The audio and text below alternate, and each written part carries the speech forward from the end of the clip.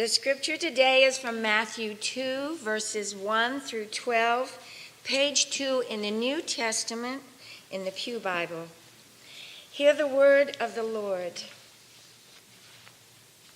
In the time of King Herod, after Jesus was born in Bethlehem of Judea, wise men came from the east came to Jerusalem asking, "Where is the child who's been born King of the Jews?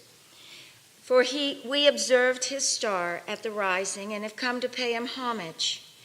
When King Herod heard this, he was frightened, and all Jerusalem with him. And calling together all the chief priests and scribes of the people, he inquired of them where the Messiah was to be born. They told him, "In Bethlehem of Judea, for it has been written by the prophet, 'And you, Bethlehem, in the land of Judah, are by no means least among the rulers of Judah, for from you shall come a ruler who is to shepherd my people Israel.'" Then Herod secretly called for his wise men and learned from them the exact time when the star had appeared. Then he sent them to Bethlehem, saying, "Go and search diligently for the child, and when you have found him, bring me word, so that I may also go and pay him homage."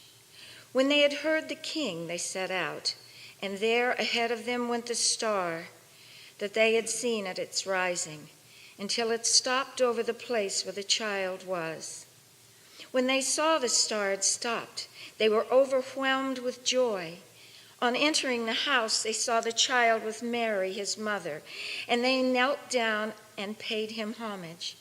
Then, opening their treasure chests, they offered him gifts of gold, frankincense, and myrrh. And having been warned in a dream not to return to Herod, they left for their own country by another road. The word of the Lord. Thanks be to God.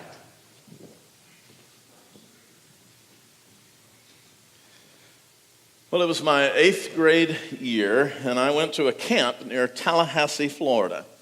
And that particular camp was what we called in those days a rustic type of camp. Now, I'd been to other church camps before. They were in what I would call a nice camp. You know, nice camps had campgrounds where there were cabins and dorms and swimming pools and basketball courts and maybe even a lake to go swim in. They had dining halls and a big auditorium, and often they used the auditorium as a nice chapel. Those were civilized, but this was rustic.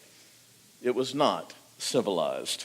It was out in the woods, and we slept on platform tents, campfire rings, outhouses, mosquitoes, chiggers, and one bathhouse which was attached to the mess hall. It took a little getting used to. When I arrived at camp, I went through the registration process and was given a packet of stuff, including rules and a map, and a thick, heavy magnifying glass and a leather thong. I was told that my first order of business would be to cut the end off one of the large limbs that was laying there nearby, and using that magnifying glass and the sun to burn my name into that slice of wood large enough for people to read, when I had then drilled a hole in that piece of wood with my pocket knife and then run the thong through that drilled hole and hung it around my neck.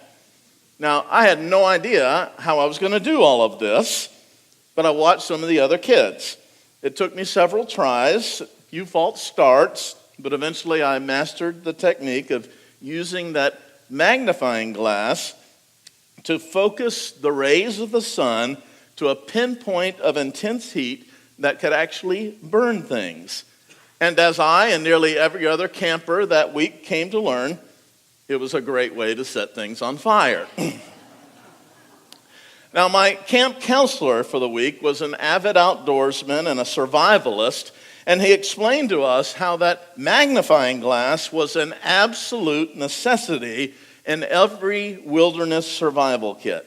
Matches could get wet, lighters could run out of fuel, but all you needed to start a fire with a magnifying glass was a little sunlight and some patience. Now, this counselor was also a minister, and he was very, very good at pointing out that the magnifying glass was, for we Christian campers, a symbol that would guide us through the week as we thought of ourselves as magnifying glasses and God as the sun. How, he asked us over and over, is God's light shining through you? Upon what have you directed and focused that sunlight, which is God's Spirit? Upon what are you going to leave your mark? What are you going to use the light of God's presence to heat up? What are you going to light up, ignite, set afire with God's love? And so so powerful was his rhetoric, and so concrete was the symbol of that magnifying glass, that I can still hear him asking those same questions each night after Vespers. And even today, I can't look at a magnifying glass without thinking of him and the challenge that he laid before us. And he was right, you know. We are God's magnifying glasses, each and every one of us. We are the lenses through which the light of God's Spirit, God's Son, is directed and trained upon the world. It's through us, through you and me, that the power of his warmth is focused with such pinpoint accuracy that there burst alive flames of divine grace wherever we go. Now that happens for you regularly, right? Bursts of divine grace are popping out all over the place, right? But you know, that's the way it's supposed to be. That's what we're called to do and to be. The question is, how do we get to that? This season of Epiphany reminds us of that mission of ours. The season of Epiphany starts on the 12th day of Christmas. You know there are 12 days of Christmas, right? We're still in Christmas. The Epiphany day is actually Friday. And in days of old, it started with a bonfire. Everybody would bring their Christmas trees, pile them up, and there'd be a big bonfire that represented the light and warmth of God's Spirit. And it's not by accident that this festival of light comes only a week or two after the winter solstice, when we have less natural light and more darkness than any other time of the year. So Epiphany, as a celebration of light, is to Christians as Hanukkah is to Jews. In fact, we celebrate light as a blessing and as a metaphor. The word epiphany is a noun, and it means sudden revelation or insight leading to understanding, knowledge, or wisdom.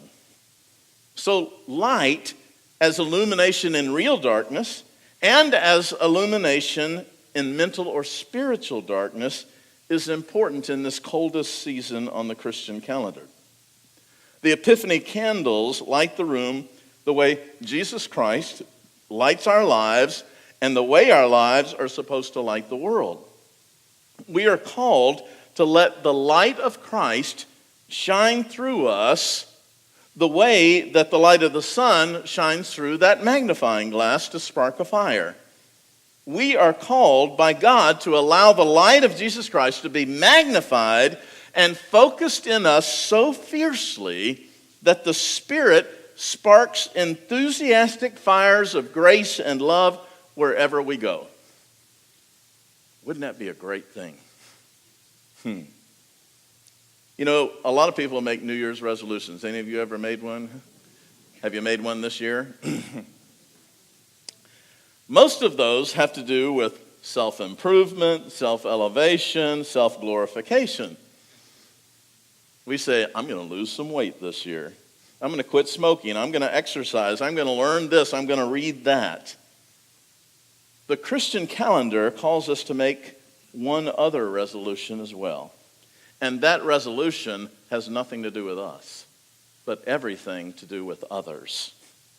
You see, it calls us to renew the vows we made at our baptism or confirmation, that we would become lenses through which God's light could shine with pinpoint accuracy and intensity. The question for us this morning is this: what does it look like to be God's magnifying glass? What does it look like when God's grace is shining through us with such radical intensity that we leave a smoking trail wherever we go? Quite simply, what it means for us is that we are to renew our commitment to Jesus Christ as the Lord of our lives.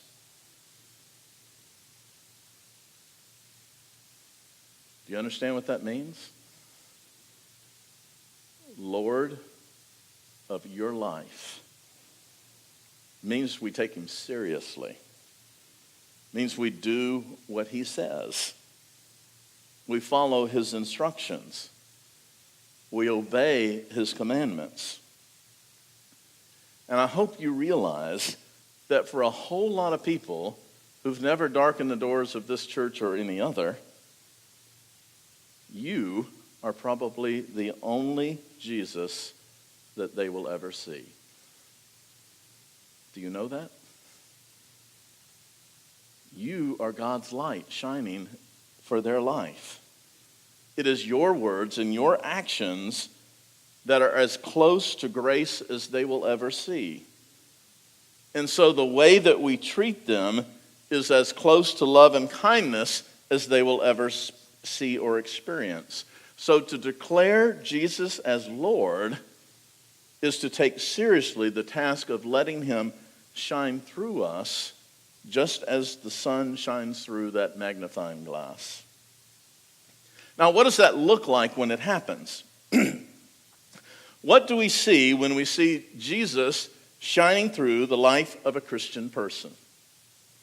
Well, there are certainly those in the family of Christians who believe that the way to reflect Christ is to do something like stand on a street corner and hand out tracts or preach to the unsaved, declaring that hell is real and that they are condemned to suffer if they don't do as they're told, especially as told by the preacher. You may have experienced some folks like that. There are those in Christendom who believe that the presence of God's Spirit in a person is measured by the things that that person does not do. I've always been amused by people who describe someone by saying something like, he was a good Christian man. He did not smoke, he did not drink, he did not cuss, he did not gamble. Not a word about what the man actually did, just what he did not do. Not a word about how he treated his family or other people, especially the poor, the lonely, the disabled, the forgotten. Not one word about how gentle, kind, generous, and merciful he was, if at all. Just a litany of the things he did not do. And then there are those people who believe that making Jesus of Lord of your life gives you permission to do or say anything you please, as long as you use Christian words and have one of those Jesus fish bumper stickers on the back of your car. Well, I think these are all off the mark. I think that being a Christian, committing and recommitting Jesus Christ as Lord of your lives, walking in God's kingdom, is mostly about how you treat other people. And I think if you go back and read the New Testament and read the words of Jesus, I think you'll discover that he would agree with that. How we treat other people. Let me give you just a couple of examples. I learned a new phrase several years ago. That phrase is Minnesota nice. Have any of you ever heard that phrase, Minnesota nice? According to this article I was reading, a person who is Minnesota nice is a person who does the right thing, but reluctantly and with a certain amount of grousing and complaining. In fact, Minnesota nice people are usually people who insist on doing the right thing, wouldn't contemplate or countenance the thought of doing otherwise, no matter how inconvenient or difficult. They are always there to do the Lord's bidding. But they also want you to know exactly how difficult it was, how much trouble it caused them, and how far out of their way they had to go. And that's what Minnesotans mean when they talk about Minnesota nice. The New York Times that year carried an article about how Minnesota nice was being played out in Minnesota that winter in a way that was actually, well, nice. Seems that old people were not coming to the clinics and the doctor's offices to get their flu shots. While in other states, the lines were very long. There were long waits in hot, crowded clinics, and in some cases, fights had actually broken out among those who showed up. But in Minnesota, there were no lines. In fact, few old people, if at all, were showing up. And a reporter was wondering what in the world was happening. And so he went to a senior citizens community center in Minneapolis to interview some folks and see if he could ascertain what in the world is going on here. What they told him astonished him and many of his viewers, especially those outside of Minnesota. 88-year-old Ann Thiel seemed to speak for the elderly of Minnesota when she said this: "I think an awful lot of money is spent on people my age at the expense of young people. I think I've already had my share of good luck." She then went on to say that it's the young people, it's the children who should be getting the flu shots first, and then, if any were left, the old people could then go and get theirs. Well, I guess the authorities did later convince the senior citizens that there was enough vaccine for both them and the children, and so most of them did go and get their flu shots. But I still think that this is something like what we're talking about when we're talking about having Jesus be the Lord of our lives. 88-year-old Ann Thiel was letting the very spirit of grace and love shine through her as though she was a magnifying glass. And it was so intense was the shining that even the New York Times couldn't help but see it. She was making a difference where she was. Now, another example comes out of Christian Century magazine in December of that same year. That issue of the Christian Century ran a small article announcing the death of a man by the name of Red Davis. Now, I didn't know who he was until I read the article, but it turns out that Red had been the CEO of one of the biggest companies in East Texas, a company that employed thousands of people. And in a time when the word family is sort of thrown around a lot, probably way too much, Red was, by all accounts, a marvelous, wonderful, kind human being who really did treat his employees like family. He remembered them at holidays. He visited them in the hospital. He helped their families when they were in trouble. All that sort of thing. And Red had actually worked his way up in that company from the time he was a teenage laborer to become the chief executive officer. Now, that alone would make for a pretty impressive story, but that's not what the article was about at all. In fact, the article in Christian Century magazine dealt with all of Red's life up until his retirement in one tiny little paragraph. It was the rest of his life after retirement that interested them. When Red retired from business, he went to the pastor of his church, First Baptist Church of Marshall, Texas, and he told the minister that he wanted to serve the Lord in his retirement. The pastor gleefully imagined Red sitting as the chairman of one of the major committees in the church, the board of trustees, the endowment committee, the finance committee. But Red had other ideas. In fact, he had a single idea, and he announced it to the pastor. "I see in the church newsletter that the preschool Sunday school class is without a teacher. I reckon I'll take that job." And at age 67, Red Davis became the teacher of the preschool Sunday school class, telling Bible stories to 3, 4, and 5-year-olds. Now, at first, he quite honestly wasn't very good at it. It had been a long time since his own children were preschoolers, and he had forgotten a bit of how things were done. He stumbled, hit some bumps in the road, but eventually got the hang of it. He brought snacks, good beginning. He left his suit at home and came in more casual attire. He got down on the floor with them and told them Bible stories and then colored pictures of the stories with them. And then, wise thing, shared some cookies and juice that he had brought along. On Saturday nights, he would call the kids and talk to them on the phone. He would ask them how they were and say how he hoped that he would see them in Sunday school the next day. So Red taught that preschool class for a year, then another year, then another. The kids loved Red and his class so much that their parents didn't dare to miss church. Kids brought other kids, and many of them would come and visit Red's class as they got older, saying hello to their old teacher. Wherever Red went in the church, he was surrounded by this herd of kids, some current students, some former students, and they would cling to his legs and his arms. In fact, the church people began calling it Red's Army. Well, 3 years turned into 4, then it turned into 5, and on and on. And one day, Red looked up from that picture of Moses that he was coloring and realized that he had been teaching that class for 20 years. He even managed to teach the children of some of his very first students.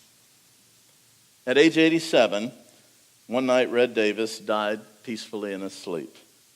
His funeral was held at the church, and the pastor could only speak haltingly of Red's days as a business executive because he had never really known Red that way. For the minister's entire time, he had only been the old guy who taught preschool. During the funeral, he asked the standing room only crowd if there were any who had been taught in Red's class or had a child who had been taught in Red's class, if they would please stand up. Every single person stood up in that packed house. And to close his funeral homily, the minister told the story of a little boy who was one of Red's students who's at a supermarket one day, and he saw his Sunday school teacher, Red, walking up and down the aisle with a cart, getting his groceries. And he tugged on his mama's leg and said, "Mama, there goes God." And when she looked up, sure enough, the sun was pointing at Red Davis's back. He was a member of Red's class, and when he tried to wrap his little mind around this very big concept of God, the best picture he could come up with was Red Davis. Writer Gordon Atkinson, the author of the article, asked this question: what else do you need to know about Red Davis? What other eulogy do you need to hear? For 20 years, sitting on the floor of the preschool Sunday classroom, Red Davis allowed himself to be that lens through which the light of God shined into the lives of all those children. Not a bad way to spend a retirement. Not a bad way to spend a life. We could do worse than to let God's light shine in us as it shined in Red Davis and the senior citizens of Minnesota. And my question for all of us this New Year's Day is this: how will your light shine this year?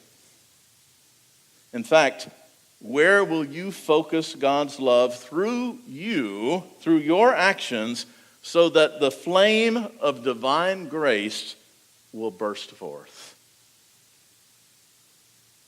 Will you be God's magnifying glass this year? Amen and amen.